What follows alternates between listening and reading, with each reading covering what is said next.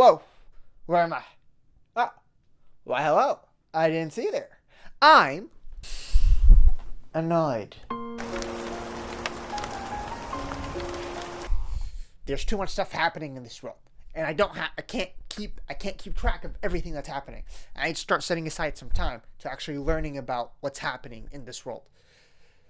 And the best way to motivate myself is by turning it into content.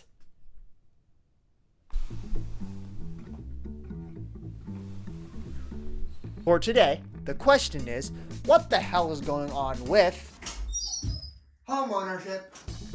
Boom. I feel like this is a given, but I'm by no means an expert in this field. So it's very possible that I'm misremembering something or I'm drawing conjecture from something that's completely wrong. I'll have a link to a Google Doc in the description that shows all the sources all the websites I visited and stuff like that. So feel free to look at that and, feel free to fact check me in the comments if need be. Anyway, continue on. Before talking about what's happening here, we got to first figure out, how did we get here? After World War II, there were a lot of people entering the middle class. And so, as more and more people were able to afford houses, more and more houses were being built. This is also around the time when baby boomers were made, from factories and stuff. Low mortgage rates and people being paid well meant that there was a steady increase in home ownership until around the 1970s, where it started stagnating at 64%, when the average house cost $26,000, which, adjusted for inflation in today's money, is $223,000. After the 1970s, it started stagnating due to increasing inflation rates, pricing some families out of being able to own a home. That is until we had our good old President Reagan, whose new policies, simply put, allowed banks to give out riskier loans. He implemented supply-side economics, or maybe you might know it as Reaganomics, to curb inflation.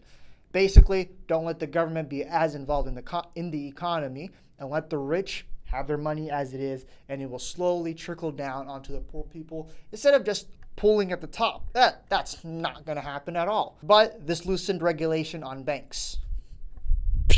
Remember this. This allowed the financial sector to become, donkey holes. They were able to give out loans to people who normally would not have been able to get them, known as subprime lending or subprime mortgages, which this could be seen as the financial sector being nice, but they did this so that they could then repurpose those loans with less risky consumer debt into securities and sell that to investors. It hurts my head to understand. I don't really know how people make money out of money, but investors freaking love this though. And in 2004, homeownership rates peaked at 69%. Nice. But after that, it kind of just went.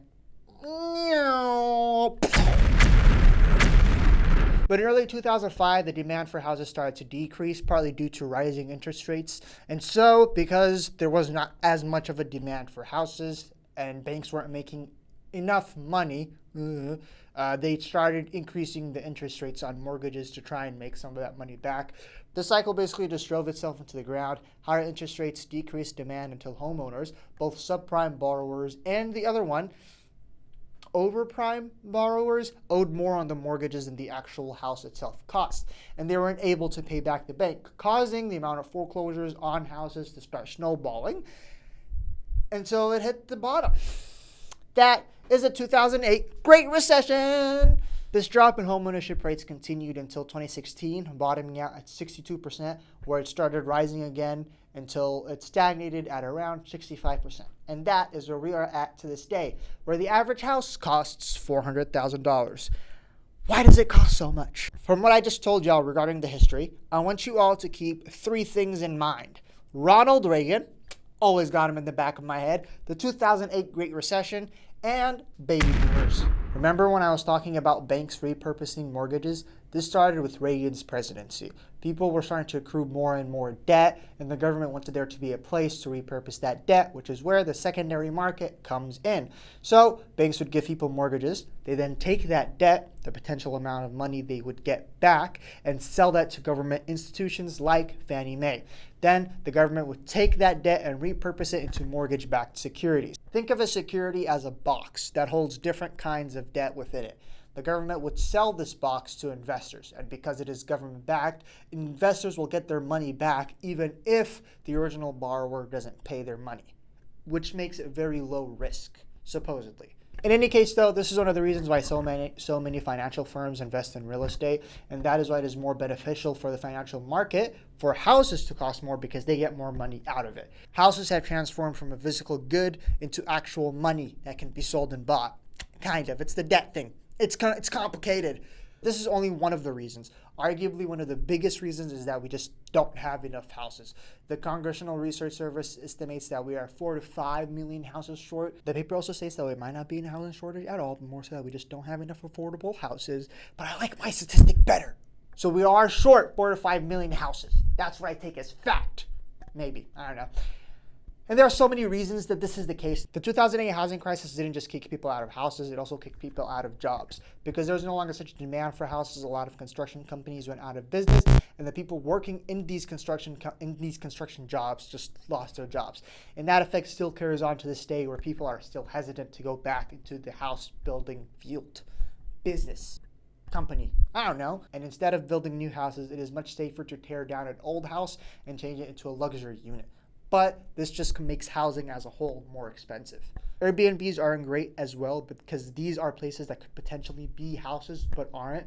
I have nothing against Airbnb, but it's not helping the specific problem. People also aren't really incentivized to sell their houses because people who got it at a low interest rate don't want to sell it and just get another house at a much higher interest rate. Companies are also buying up properties so that they can rent them out. Like 9% of the housing market is owned by companies. Speaking of renting, I know that this video is about homeownership, but let us take a quick detour to figure out how screwed up the rental market is as well. One of the reasons why housing and rents are costing more and more is because people's wages aren't really keeping up with inflation. Another reason is landlords, because they raise the price of rent year over year. Now, I'm not a landlord, so I can't speak to all the reasons why they would have to increase rent. It could just be to keep up with inflation costs, but if I can't speak it, I can sing it. I don't have a guitar or a ukulele, so just imagine. Money, yeah! Money, money, money, money, money, money, money, money, money, money, money, money, money, money. Yeah, yeah, yeah! I think that's why. There are laws in places like New York where some apartments are rent stabilized, meaning that there's a maximum amount that landlords can raise the price year over year. There's also another policy called a rent freeze, where he keeps rent at the same amount for a certain amount of time. Mayor Mamdani, the communist, was able to get a rent freeze for over 1 million rent stabilized apartments in New York.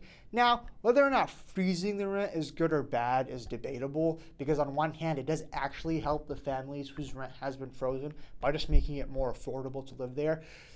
But on the other hand, it just kind of offsets those prices onto other families whose rent hasn't been frozen.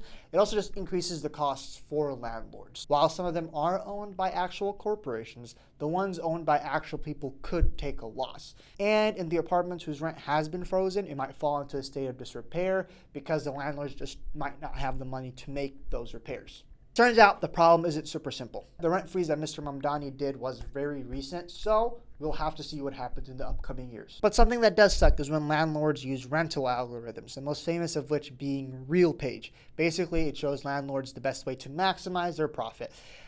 I personally don't like this because I don't think you should be maximizing profit at the cost of actual humans. Also, it lets landlords collude without really talking with each other. If all the landlords in an area increase the rent by the same amount, as a result of listening to the algorithm, then all the people paying the rent have no choice but to pay more because there's nowhere else they can go to pay less. Nowhere or nowhere? Nowhere or nowhere? Is it like one word or is it two words? Which one is it? Anyway, back to houses being expensive. So, how does the amount of houses available contribute to how much houses actually cost? If you know the answer to this, shut it. This is supposed to be my segue for the next portion, okay? Economics 101. Supply versus demand. If there are more houses, then supply increases, which causes the demand for houses to decrease. So a house costs less to try and make more people buy it. But on the flip side, if there is not enough houses, then demand for houses increases, so it can cost more because people will buy the house regardless. So companies are always trying to find that sweet spot, make it cost just the right amount so that enough people buy it to maximize the profit. But in this instance, we obviously do not have enough houses, so why are not more houses being built? The answer is simple. Laws. Not the best segue, but I really want to talk about supply versus demand. And also, this is my video. Shh, you don't get to decide what I do with anything. Boom, dinosaurs. How's that for a segue? Yeah, try telling me what to do now. Sorry. That's way too aggressive. I don't know why I'm being so aggressive. The Great Recession. Yeah, I'm bringing it up again. But this put a lot of building companies out of business. And even now, that sector of the economy is not where it used to be. But also, there are a lot of laws that make building houses just much more complicated. Based on this article by NPR, overly restrictive zoning is a big problem nationally. Oh, wait, 1 second. Let's go ahead and take a look at the script that I wrote for this video. Scroll down to right around here. Highlight this text for me, please. What do we see here? I quoted the article, and I didn't even use quotation marks. Not only that, but I didn't even use parenthetical in-text citations. Yeah! You see this? I'm talking to you, every single English and history teacher I've ever had. I didn't use proper MLA format, and there isn't a thing you can do about it. You can't hurt me. Yeah, and to add on to that, I'm not even using Times New Roman with a 12 font size. I'm using the Arial with a .11 font size. Yeah! I can do whatever I want. Can't stop me. Can't touch this. You know what? What if I use parentheses instead of in-text quotations from now on?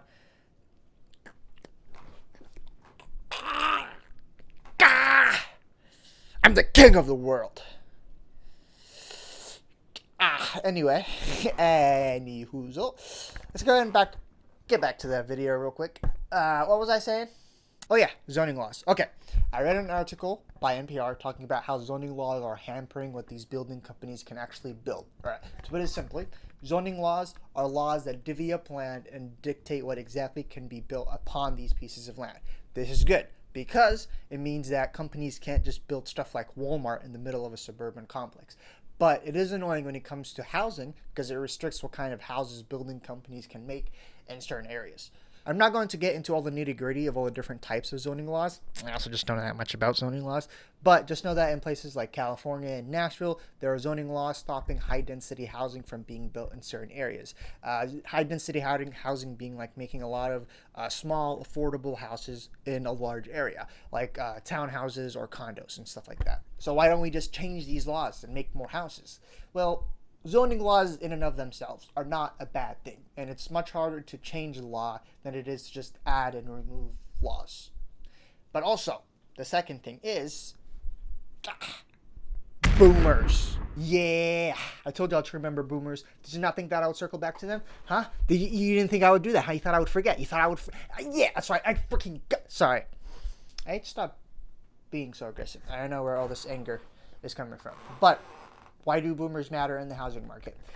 NIMBY, or not in my backyard, is a term used to describe people who oppose building new houses around their area.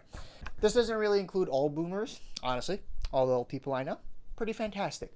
But it is just that they make up the majority of this like NIMBY people because they were able to buy houses when it was cheap. NIMBY people, old and young, do not want new houses because it lowers the property value of their own houses, which, I mean, in a way, makes sense. Why would you want to decrease the value of what you own?